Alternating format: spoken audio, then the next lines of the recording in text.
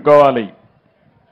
ఇక్కడికి వచ్చినప్పుడు ఈరోజు ఈ రాష్ట్రంలో ఒక్కసారి చూస్తే గడిచిన 5 సంవత్సరాలు ఎప్పుడైనా ఒక గ్రామ సభలో కూర్చొని మాట్లాడుకున్న దాఖలాలు ఉన్నాయా అని మిమ్మల్ని అడుగుతున్నా. ఎప్పుడైనా ఒక ముఖ్యమంత్రో ఒక ఉప ముఖ్యమంత్రో మీ దగ్గరికి వచ్చి సాదా సీదాగా వచ్చి కూర్చున్న సందర్భాలు ఉన్నాయా అని అడుగుతున్నా.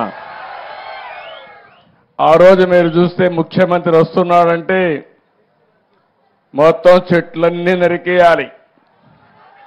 ఇక్కడికి వచ్చుంటే ఈ పల్లాలమ్మవారి దేవాలయంలో మొత్తం చెట్లన్నీ నరికేసేవాడు. అవునా కాదా గుర్తు తెచ్చుకోమంటున్నా. ఆయన వస్తున్నా అంటే పరదాలు కట్టేయాలి.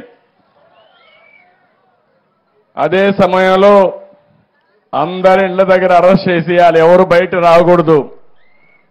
ఈ ప్రాంతం అంతా స్కూల్స్ అన్ని మూసేయాలి.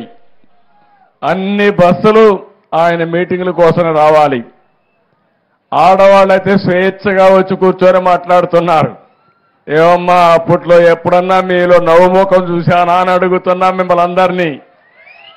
స్వేచ్ఛ ఉందా అని మిమ్మల్ని అడుగుతున్నా. మిమ్మల్ని బలవంతంగా డాక్రా సంఘాల్ని బలవంతంగా తీసుకొచ్చి పెద్ద పెద్ద మీటింగులు పెట్టి ఉదయం నుంచి సాయంత్రం వరకు మీకు పనిష్మెంట్ ఇచ్చే రోజులవి.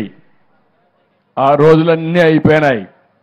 ఓసారి నేను చూశాను, వచ్చిన వాళ్ళు వెళ్ళిపోతా ఉంటే పక్కన గోతులు తవ్వేవాళ్ళు పారిపోకుండా.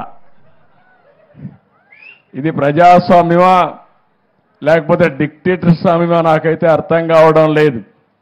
నేను అందుకని నేను కానీ మిత్రుడు పవన్ కళ్యాణ్ గారు వచ్చిన తర్వాత ఒకే మాట